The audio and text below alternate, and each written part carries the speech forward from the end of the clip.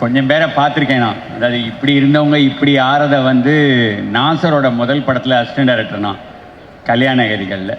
நாசர் வந்து முதல் ஷாட் எத்தனை டேக் எடுத்தாருங்கிறது அது பெரிய விஷயம் இல்லை. ஏன்னா பால்சந்த் சார்கிட்ட நடிக்கிற போது ஒரு சின்ன ஃபியர் இருக்கும் இல்லையா, அப்படி இருந்த நாசர் இப்படியானதை பார்த்துருக்கேன். விவேக்கோட முதல் படத்துக்கு நான் தான் அசிஸ்டன்ட் டைரக்டர். இதெல்லாம் என் குருநாதர்கிட்ட மனதில் உறுதி வேண்டும். இப்படி இருந்த விவேக் அப்படியானதை பார்த்துருக்கேன். நானே வந்து அஜித், சூர்யா, சிம்ரன், ஜோதிகான்னு ஒரு செட் ஆஃப் பீப்புள் புதுமுகமாக அறிமுகப்படுத்தின போது அவங்களெல்லாம் இப்படி இருந்து இப்படி பார்த்து இப்படி பார்க்க முடியாத உயரத்துக்கு போகிறதையும் பார்த்துட்ருக்கேன். ஸோ அதுலேருந்து நான் சொல்கிறேன், ரியோ எழுதி வச்சுக்கோங்க, பப்ளிக்காக ஆம்பாமாலில் வேற சொல்கிறேன், பெரிய லெவலில் வருவீங்க. எனக்கு ரொம்ப பிடிச்ச ஆக்டர் ஜோ. படம் எனக்கு வந்து ரொம்ப பிடிச்ச படம். அவர் வந்து அவரும் சரி இவங்களும் அதில் ரொம்ப நல்லா பண்ணியிருப்பாங்க ரெண்டு பேருமே. ஜோ எனக்கு ரொம்ப பிடிச்ச படம். கண்டிப்பாக ஆண் பாவம் பொல்லாததும் எனக்கு பிடிச்ச படமாக இருக்கும். ட்ரெய்லர் பார்த்தாலே தெரியுது. நீங்கள் ஸ்வீட் ஆர்ட்லேயும் ரொம்ப நல்லா பண்ணியிருந்தீங்க. ஒரே வார்த்தையில் நான் ஏன் ரியோவை பாராட்டுறேன்னு நானே நிறுவுறேன். டயலாக் இல்லாத போதும் he acts very well. It's a fantastic actor. நிச்சயமாக பெரிய ஹைட்ஸ் போவீங்க. என்னோட prayers and blessings for that.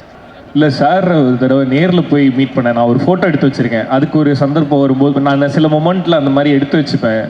அந்த ஃபோட்டோ போடுறதுக்கு ஒரு நேரம் வரும் போடணுன்ட்டு. சாரை நேரில் மீட் பண்ணப்போ அவர் சார் இது ஸ்டேஜில் சொல்லுவீங்கன்னு நினைக்கல சார். அவர் வீட்டில் கூப்பிட்டு சாரோட வீட்டுக்கு போய் பார்த்தப்ப ரொம்ப விஷ் பண்ணார். எனக்கு என்னென்னா, சினிமாவில் நம்ம பார்த்து ரசித்த நிறைய பேரை நேரில் பார்க்கணும், அவங்கள்ட்ட ஆசீர்வாதம் வாங்கணும்னு நினைப்போம்.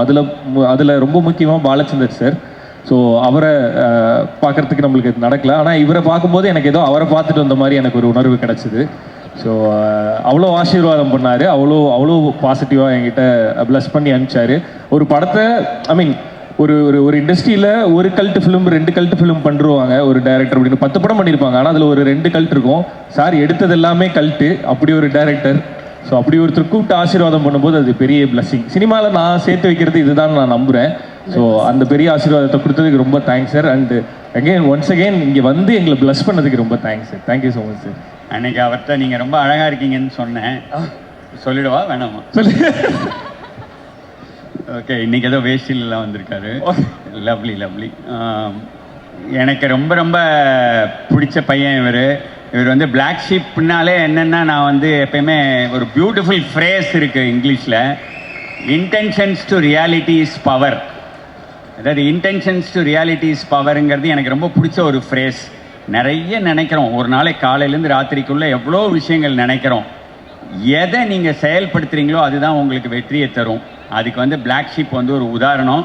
எனக்கு விக்னேஷ் வந்து அந்த மாதிரியான ஒரு விஷயம். அவங்க இதில் கிரியேட்டிவ் ப்ரொடியூசர், கோ ப்ரொடியூசராக இருக்காங்கன்னு கேள்விப்பட்டேன்.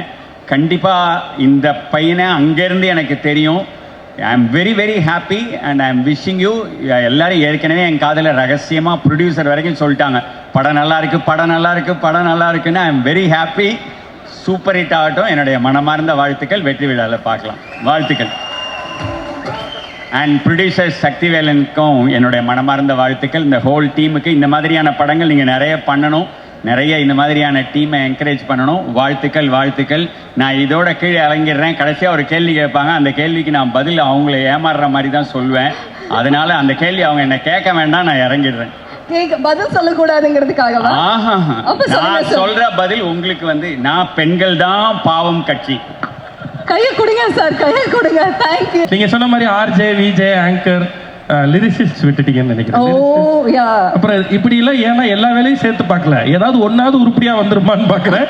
எதுவுமே வர மாட்டேங்குது. ஏதாவது ஒரு பேராவது கரெக்டாக வாங்கிடணும்னு நானும் போராடிக்கிட்டு இருக்கேன். பட் 2015 ஸ்மைல் சேட்டையை ஆரம்பிச்சு அதுக்கப்புறம் பிளாக் ஷீப் ஆகி, பிளாக் ஷீப்பில் ஒரு 5 பேர் வெவ்வேறு இடங்கள்ல இருந்து சேர்ந்து தமிழகத்தினுடைய வெவ்வேறு பகுதிகளிலிருந்து வந்து வாய்ப்பு கிடைக்காம தேடிட்டு இருந்த 5 பேர் ஏதோ ஒரு வாய்ப்பை நம்மளே உருவாக்கணும்னு ஆரம்பிச்சு 5, 10, 25, 100, 200, 350 வரலையும் போன ஒரு டீம்னா பிளாக் ஷீப். அதுக்கு ஒரே காரணம், எங்கேயோ ஏதோ ஒரு இடத்துல இருந்து யாரோ வச்ச நம்பிக்கை தான். அந்த நம்பிக்கையும் சந்தோஷமும் தான் இந்த இடம் வரலையும் கொண்டு வந்திருக்கு. அப்படி ஒரு நம்பிக்கையை தான் இப்போ சக்திவேல் அண்ணனும் விஜய் அண்ணனும் இங்கே வச்சிருக்காங்க பிளாக் ஷீப் மேலே நம்புகிறேன். ஏன்னா இது ஒரு பெரிய பொறுப்பு, அந்த கிரியேட்டிவ் ப்ரொடியூசர்ன்ற அந்த பொறுப்பு. இதுவரையிலும் எப்படி எல்லாமே நம்பிக்கையை காப்பாற்றி அந்தந்த இடங்கள்லேருந்து நாங்கள் அடுத்தடுத்து நடந்துட்டு இருந்தோமோ அது மாதிரி இந்த நம்பிக்கையும் காப்பாற்றி இருக்கோம்.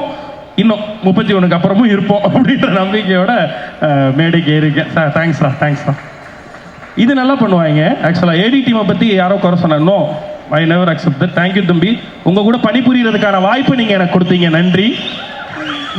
எனக்கு மட்டும் இல்ல, யார் அவங்க கூட பணிபுரிஞ்சாலும் அவங்க பணிபுரியறதுக்கான வாய்ப்பை இவங்க கொடுப்பாங்க நமக்கு. வேலையை சொல்லிட்டு அந்த வேலையை நம்மளே பண்றதுக்கான வாய்ப்பையும் கொடுப்பாங்க. அதான் நம்மளோட AD team. Luckily, very lucky கலை to have them. Okay, super. உண்மையிலே அவர் பாவம்லாம் கிடையாதுங்க. நீங்க ஒரே ஒரு நாள் ஒரே ஒரு ஷாட் அவர்கிட்ட வந்து நடிச்சு பாருங்க. ஓகே, அதுக்கப்புறம் நீங்க சொல்லுவீங்க டைரக்டர் பாவமா இல்ல நாங்கெல்லாம் பாவமா. பட் ஏன் எல்லாருமே வந்து டைம்ல இருந்து அவர் பாவம் பாவம்னு சொல்றாங்க? நீங்க தானே ஓப்பனா உண்மையா எல்லாம் சொல்லுவீங்க, சொல்லுங்க. நான் அவனை பத்தி உண்மையை சொல்ல ஆரம்பிச்சா இங்க 100 கேமரா வேற இருக்கு, நிறைய சொல்லணும்னு தோணுது எனக்கு. ஆனா நான் பண்ண மாட்டேன், கவலைப்படாதீங்க கலை. ஏன்னா நேத்தில இருந்து ஒரு போராட்டத்துல இருக்கான் வீட்டுல. ஏற்கனவே ப்ரொமோஷனல் இன்டர்வியூல எல்லாம் வந்து சும்மா போகலாம். என் பொண்டாட்டி என்னை கிரிக்கெட் விளையாட விடல, என் பொண்டாட்டி தோசை சுட்டு தரலன்னு சொல்லி நேத்தி காலையில இருந்து இங்க இருந்து போயிட்டு வர்ற வரலையும் கெஞ்சிக்கிட்டே இருக்கான். ஐயோ அது ப்ரொமோஷனல் இன்டர்வியூமா, தெரியாம சொல்லிட்டேமா அப்படின்ட்டு. அவரு சொல்றது இருக்கட்டும், இன்னைக்கு எல்லாருமே வந்து சொல்லிட்டாங்க, மொத்த கேமராலும் பதிவாயிடுச்சு. நீங்க என்ன சொல்லி எஸ்கேப் ஆக போறீங்கன்னு தெரியல. சூப்பர், மகிழ்ச்சி. இந்த 10 வருஷம் முன்னாடி பிளாக் ஷீப் என்னவா இருந்தது, இன்னைக்கு என்னவா இருக்கு அப்படின்றது எல்லாருக்குமே தெரியும். அதுக்கு காரணம் இங்க வந்த பசங்க, அந்த ஃபர்ஸ்ட் கோர் டீம்ல ஆரம்பிச்சு இன்னைக்கு வரலையும் எல்லாரோட உழைப்பு தான் காரணம். இது ஆர்ஜே விக்னேஷ்ன்றது ஒரு பேர் இல்ல, இந்த ஒட்டுமொத்த குடும்பத்தினுடைய உழைப்பு தான். இங்கேயே நிறைய பேர் இருக்காங்க பசங்க. இந்த 10 வருஷம் முன்னாடி இப்போன்றதை விட நான் இன்னும் சந்தோஷமா சொல்றது, இப்போ பிளாக் ஷீப் ஃபைன்ஸா இது முதல் வருஷம். நம்மளோட படம் 2019 நெஞ்சமுண்டு நேர்மையுண்டு ஓடராஜால இருந்தே பிளாக் ஷீப் நிறைய படம் பண்ணிட்டு இருக்கோம். ஆனா பிளாக் ஷீப் ஃபைன்ஸ்ன்ற அந்த டைட்டிலோட இதுதான் நம்மளுடைய முதல் வருஷம்.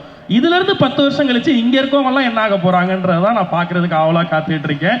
ஒவ்வொருத்தர் பின்னாடி இங்க சொன்னாங்களே, நான் ஒவ்வொரு தான் தனித்தனியா சொல்லணும்னா கேஜியில் ஆரம்பிச்சு நம்ம ஜீனி, எஸ் ஜீனின்னு அவர் சொல்லுவாரு. ஏன்னா கேட்கறதெல்லாம் கொடுக்குமா ஜீனி. மியூசிக் டைரக்டர் வந்து அவருக்கு எவ்வளவு பேரு, பூக்கி, ஜீனி. ஆனா அந்த மனுஷன் கல்யாணம் ஆகி அவருக்கு ஒரு பூக்கி இருக்கான், அங்க பாருங்க. அது கியூட், கியூட் பூக்கி. சார் உங்களுக்கு கல்யாணம் ஆச்சு, அந்த விஷயத்தை பத்தி சொல்லவே இல்லை ஸ்டேஜ்ல, சொல்ல மாட்டாரு.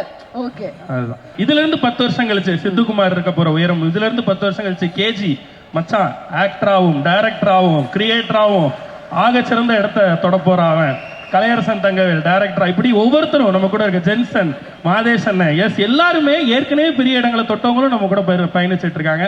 அண்ட் இப்போ பயணிச்சுட்டு இருக்க நிறைய பேர் அடுத்த கட்டம் நோக்கி போக போறாங்க. அதெல்லாம் பாக்குறதுக்கு தான் உண்மையிலே எக்ஸைட்டடா காத்துட்டு இருக்கேன். இந்த படம் உருவாகிறதுக்கு கருவாகிறதுக்கு காரணமா இருந்த ஃபர்ஸ்ட் ஸ்பார்க் வந்து ஏதோ ஒரு இதுல ஆண்களுடைய பிரச்சனையே பேசணும்.